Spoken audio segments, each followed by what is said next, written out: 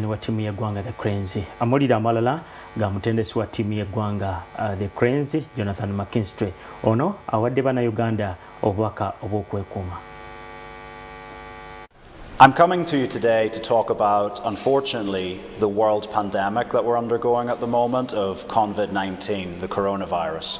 Obviously, everyone's aware of the struggles that are happening all around the world.